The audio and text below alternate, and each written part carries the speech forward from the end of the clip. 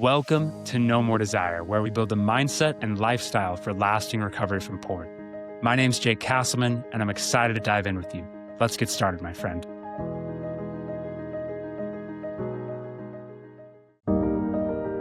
We all know what it's like to relapse. The depression, the shame, the self-criticism, the days-long slump in motivation and focus, the increase in anxiety, the decrease in confidence and self-respect, the excuses you have to make to your boss or spouse about why something isn't done, why you were late, why you're so tired today, or where you were for X amount of time. The dishonesty, the mood impact, the drain on our identity. We are a man who wants to be sober, but just can't make it there. So we recommit. We start good habits again. We are determined. Life starts to look a little better. Then, a few days or weeks later, we relapse again. We say, what happened? How could I do this? Again? How could I forget about what's important to me? If only I could remember what sobriety means to me in that moment. But here's what we often miss, my friend. Staying motivated is not a matter of will or just wanting it bad enough. We don't force it or just care enough. Instead, we practice it, we train it, we instill it, and over time, it becomes a habit. It is not enough to just simply know why we want to be sober. We need to plant this knowledge deep within our psyche. And today, I'm going to teach you how to do this, how to grow your motivation, momentum, and solidarity in sobriety, and to feel this in your everyday life. Before we dive in, a reminder to follow and rate this podcast so that others looking for help can find it, and a reminder to hit that notification button so that you can keep finding it. All right, let's get started.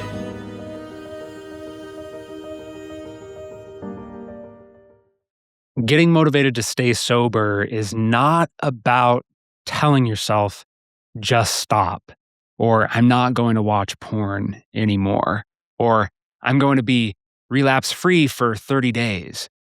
None of these motivations work, and we're going to talk about why today. So often when I talk to men, they aren't clear enough on what they want out of sobriety, and I get this because this is exactly how I used to be. I knew that I didn't want to watch porn anymore, but I wasn't really clear on what that was going to do for me.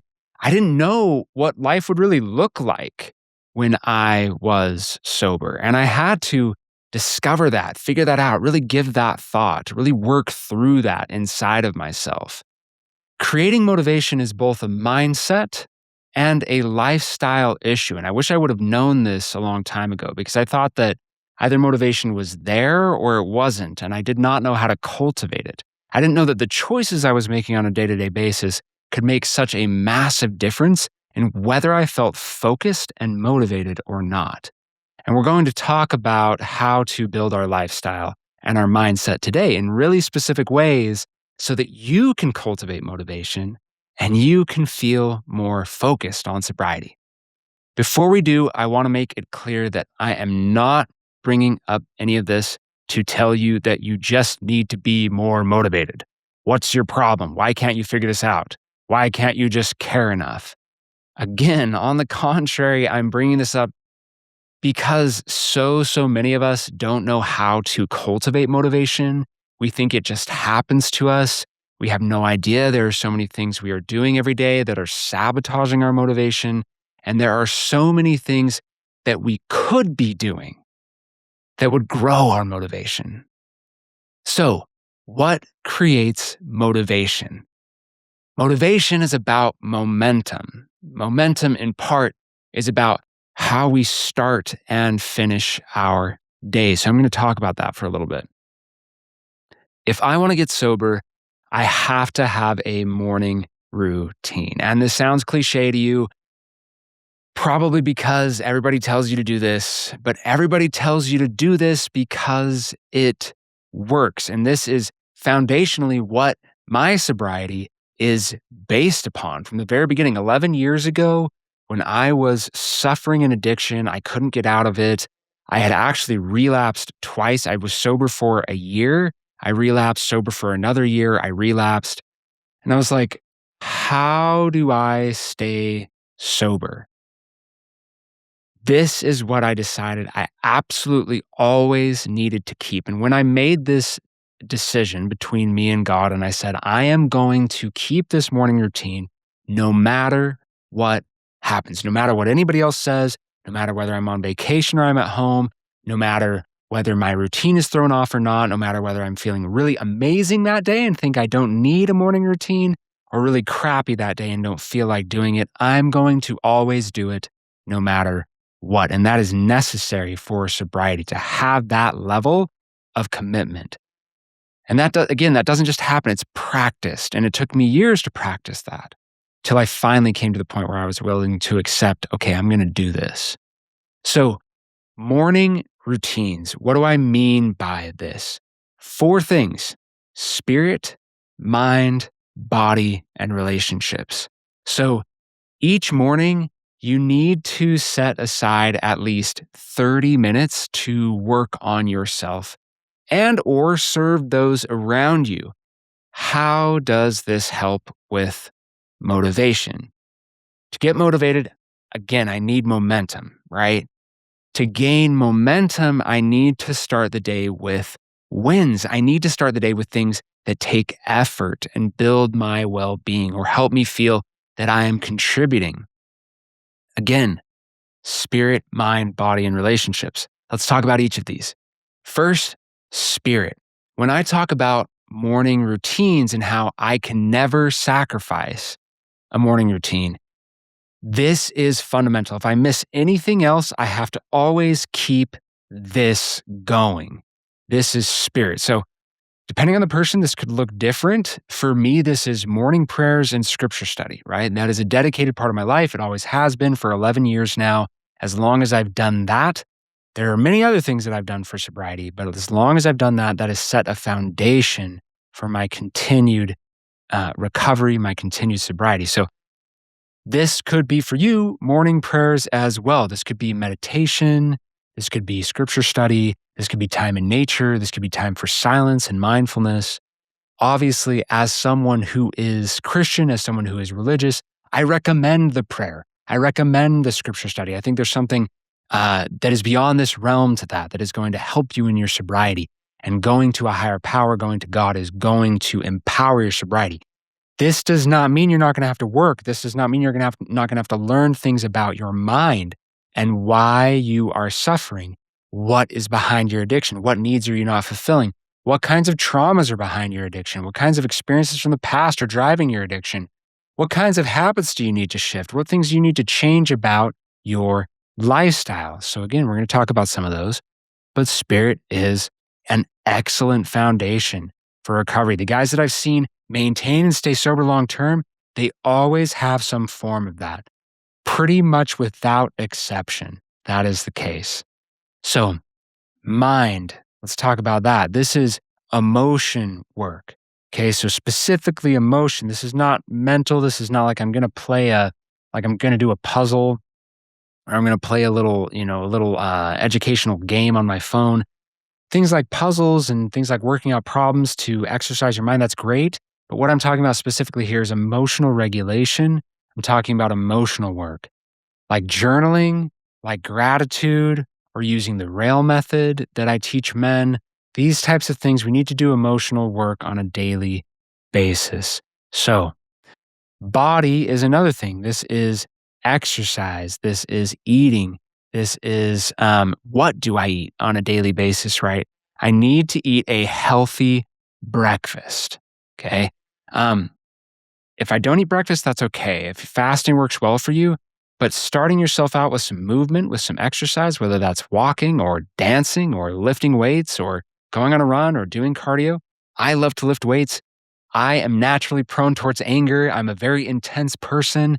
And so getting in there, lifting heavy things, moving, pushing it, exerting myself, that is helpful to me. It helps me manage my emotions, calm down. It also helps me get used to pain, which helps me with painful emotion. So that works really well for me. but it depends on the person. Okay. So again, exercise and then also eating well. If you're going to eat, start your day out with healthy, whole food. It's going to help you so much. Relationships, that is another thing. This could be as simple as completing a chore to lighten your wife's load or spending time one on one with her or with your kids. Each of these things raises my dopamine level in a healthy way. These are what I call noble pleasures or healthy pleasures. Dopamine, for those who don't know, is the primary brain chemical that is released with porn. It is my motivation chemical. It's also the pleasure chemical. That's often what we know it by. But porn spikes dopamine to an unnaturally high level, spikes pleasure to an unnaturally high level through novelty and a fantasy experience that does not require any effort or investment on my part. I could get much more into that. There's a lot of science, neuroscience behind that. That's really, really important. But for now, just knowing a lot of pleasure, no effort, that is really, really bad for the brain. Same social media is this way. Video games are vastly this way. Watching television is this way. Porn is obviously a very intense level. Video games can also hit that level. Social media, especially watching reels over, reel after reel after reel after reel can hit and be on this level. This then leads to a subsequent drop in dopamine that lasts for days or weeks. Hence, I can't focus.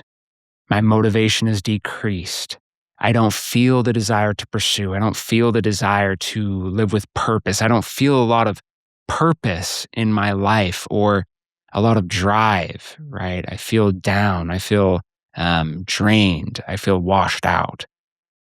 But when I pursue noble pleasures, like I just mentioned, spirit, mind, body relationships, I get a natural high, not intense or overwhelming, like in the case of porn, or things like watching reel after reel on social media, right? Things that are constant entertainment, fast paced.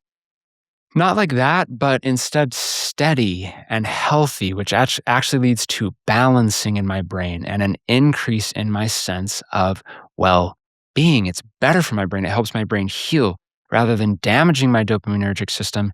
It heals and helps my dopaminergic system. So this is a great way to build motivation in my day-to-day life. And the more that I practice these morning routines of noble pleasure, the more my brain heals and balances, leading to greater and greater motivation, more focus, and less desire for porn. And of course, in addition, doing things like this in the evening is huge to finish my day that way so that I can finish on a high. I can feel good. A lot of times, so many men relapse at night, late at night. Having an evening routine where I'm doing things for spirit, mind, body relationships, any of those, all of those, right? We don't have to make this too intense, too perfect, too extreme, but doing some of these things can end me on that feeling of balance, that feeling of, my dopamine hiring some, feeling better about myself, feeling happier. This is what recovery is about, at least in part. Okay, so now that we've talked about building motivation through lifestyle, through morning and evening routines, let's talk about building motivation through our mindset. This is not revolutionary, but to build a mindset of motivation, I need to write my motivations down. And then I need to review them on a regular basis. Again, you may have heard of this before.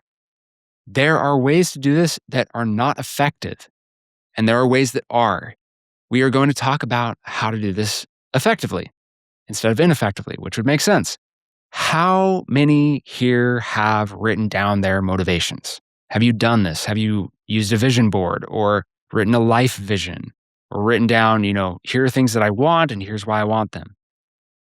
These things are great for sobriety. Why? Because they focus us on what we want in life. Again, dopamine is a pursuit chemical. Dopamine is spiked to a large level with porn. When I get dopamine in healthy ways and I am pursuing things that I want and desire in life, things that are good, feeling like I'm contributing, like I'm living with purpose, like I'm feeling fulfilled and happy, like I'm making a difference for people, like I'm being a good man and I'm proud of who I am, now I'm using that pursuit chemical. I am expending that dopamine and I'm building and growing it rather than releasing it through things that don't serve me, like porn, video games, social media, TV, junk food. Okay. These are all on various levels, of course. Okay. I'm not saying when it comes to watching TV, that's going to depend on the show and how that impacts my dopamine. It's all sorts of various levels. But generally, technology entertainment, partaking of screens is going to impact my dopamine in a negative way. So I just need to be mindful. I don't have to be perfect, just minimize my exposure and be balanced and pursue noble pleasures a greater majority of the time. So where many of us go wrong is we attempt to stay motivated by focusing on the things that we don't want. Okay, we say, I can't relapse today. I'm not watching porn today. I won't think about porn. Building motivation to stay sober is all about what I focus on. So when I say things like, I just did, what am I focusing on? I'm focusing on relapsing. I'm focusing on watching porn. And I'm focusing on thinking about porn. If you want to build your motivations in a healthy way that is psychologically powerful, here's what you need to know. Recovery is not about avoiding porn. It's not about stopping something. It's about starting something that replaces porn. It's about building something that you want in life to replace the porn. It's about building a vision of your life that takes the place of your addiction. It's not about focusing on killing your addiction. It's about focusing on bringing sobriety to life. So what brings you passion? What brings you joy? What brings you purpose? Or really helps you live in the moment? If you don't have anything like this, I understand that. That is how I felt for much of my life. It's time to start building these things, though. You can build them. It takes practice. You need to know what you are living for. And this joy about life will replace your need for addiction. Quick pause here. If you've been struggling to quit porn, my friend, I'm here to tell you that you're not a bad person. You're not a bad husband. You're not simply selfish or perverted. These are lies that you're told. You can overcome porn addiction for good, but this does not come through just fighting cravings, staying busy, attending support groups, or just being more disciplined. The secret is this, and it's not that secret. Your addiction to porn is a symptom of other key factors of your mindset and lifestyle. And by building a recovery ecosystem in your life, you can eventually lose the need for porn. Let me tell you a little bit about this. I work with guys in groups and one-on-one. I give them an ecosystem for recovery found through courses, community, and coaching. I call this intensive recovery. I teach men step-by-step methods to process difficult emotions, how to relate to and respond to cravings without fighting, without panicking. I use IFS, CBT, mindfulness, and nervous system balancing practices to help guys regulate emotion. Then I also teach lifestyle changes that increase dopamine, transform relationships, and build daily routines and habits that support recovery. And this is not just information. We apply all of it through hands-on exercises and a structured program. Overcoming porn may feel impossible. I get that, but building good habits that eventually remove it from the picture is possible. If you want to learn more, head to nomordesire.com/coaching. You'll find links to the academy and group coaching there, as well as a link to learn more about the one-on-one program and set up a free discovery call. I'd love to see you there, my friend. Back to the show. So let's talk about how to do this effectively using what I call the 4 Ps of motivation. The 4 Ps of motivation are personal, present, positive, and powerful. First, motivations must be personal. In other words, they must be for you, not for your wife, your friends, your group, even your kids. They must be for you. Why do you want to be sober? What do you have to gain? And how does it impact those around you? Not because you're trying to appease them, but because you want to have a more positive impact on them. That's just the kind of man that you want to be. Easier said than done. This identity is built over time. This is not something that happens all at once. It's something that I do over time. And these motivations can really help me by recording motivations that match that new identity I'm trying to build. Second, motivations must be present. How does sobriety impact you right now?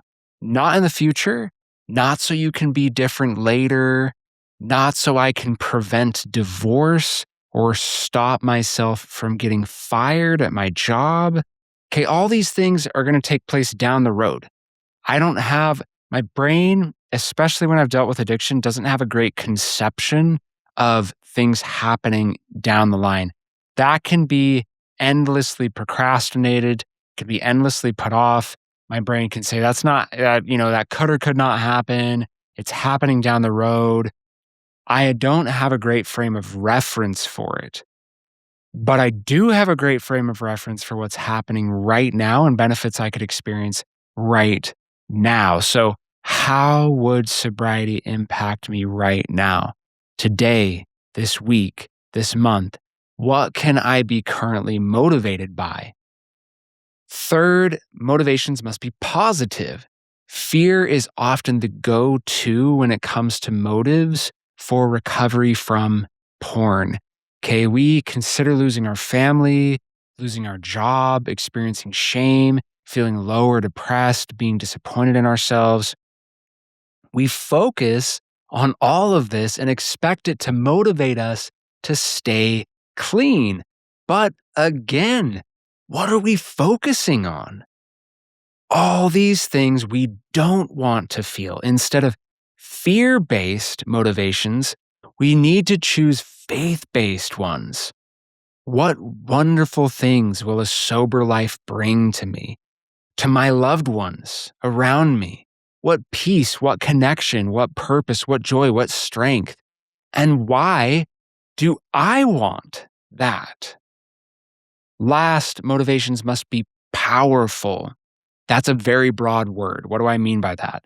Instead of writing down your motivations and simply reading them every day, pick one or two motivations you wrote down and focus on them. Make them more powerful. Focus on them for a few minutes. Envision them. Feel them. What will it be like when I am sober? Why do I appreciate that? Why would I be grateful for that? What will things look like when I no longer feel drawn to porn? Why would I enjoy that? Picture this. Be with it for a while. Again, you may not know what this feels like. You may not have a perfect frame of reference for what this will be like, but practice envisioning. Again, this is about practice. It's not about certainty. It's not about, I don't even know what that would be like because I haven't done it. Well, imagine, okay? One of the things that's so fascinating about pornography addiction specifically is we can really get into fantasy. And I know this is embarrassing for a lot of us, but we get into fantasizing. We have very, very active imaginations. And I would say we all do. All human beings have the capacity for imagination. But when we are addicted to porn or addicted to sex, we then use our imagination inadvertently and unconsciously to fantasize about all sorts of scenarios. And so our imagination is being hijacked, actually, by the addiction. So we don't have as much imaginative capacity because it's being taken up. However, it's still all there. So I can use that imagination and I need to subvert it. I need to convert it, I should say, into healthy, productive imagination and creation of the life that I want. Right now I'm consuming. I need to switch from consuming to creating. That is a massive part of recovery. So picture this new life. Be with it for a while, even just a few minutes. Few minutes a day. This is training your brain through the power of emotion, and emotion is what makes things stick. Emotion is faith, in that if I focus on the emotion of the life that I desire, and I pray to God for that, and I say, God, be with me, Guide me to live this life. Teach me to live this life. These are the things I want. And I, with sincerity, am in the emotion of desiring and seeking after good things. That is, in part, faith. Okay, so we need to feel the emotion of the life that we want. Emotion makes it stick. So envision your sober life and what it includes. Things such as great physical health, a joyous relationship, close connection with God, happy weekends, happy vacations, happy times off instead of times filled with relapse or with stress, quality work instead of procrastination or feeling like you're not all there, good nutrition because you finally feel the capacity and the motivation to have it. That needs to be part of your recovery as well. But it's cyclical, it works both ways.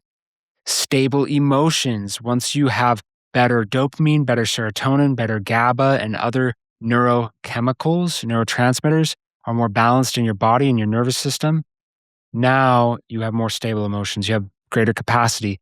Anger is easier to deal with. Anger is not felt as frequently, okay? Though you will still struggle with anger, okay, as I do, but you will have a greater capacity to stabilize it and to be with it. And that is also, again, part of recovery, practicing that. Good mental health goes right along with that. It's going to improve, again, because you have more serotonin and more balance in your dopamine. You have more access to GABA. You have more oxytocin that is being instilled into not bonding with porn or with meaningless sex, but with people and with hobbies or things that actually bring real purpose and joy. I've simplified some of that and I misspoke, I think, with GABA because I don't know that that actually works that way. But the rest of it is accurate to my knowledge. So believe in this life. Think about it, envision it, and let this vision eventually replace your addiction. So, there you have it, how to build effective motivations through shifts in your lifestyle and mindset.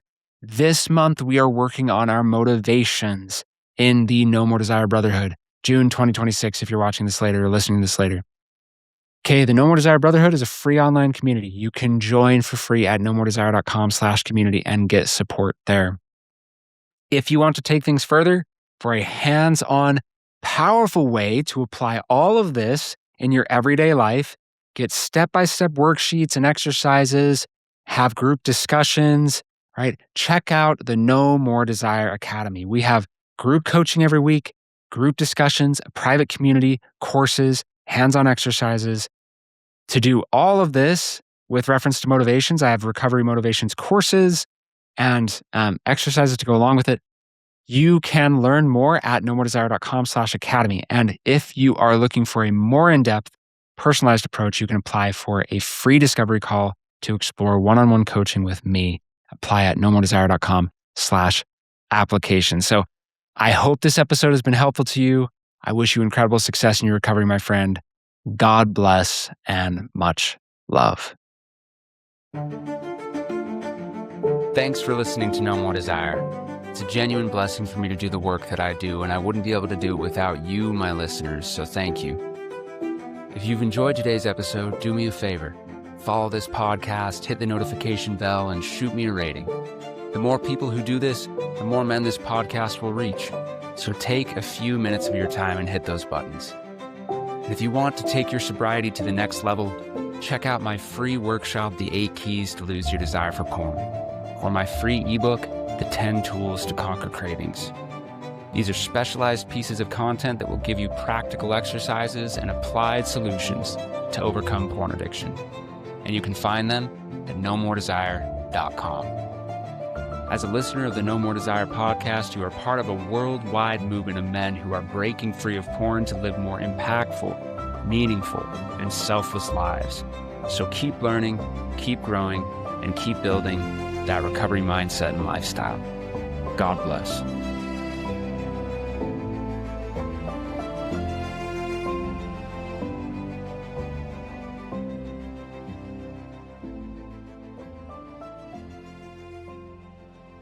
Everything expressed on the No More Desire podcast are the opinions of the host and participants and is for informational and educational purposes only. This podcast should not be considered mental health therapy or as a substitute thereof. It is strongly recommended that you seek out the clinical guidance of a qualified mental health professional. If you're experiencing thoughts of suicide, self-harm, or a desire to harm others, please dial 911 or go to your nearest emergency room.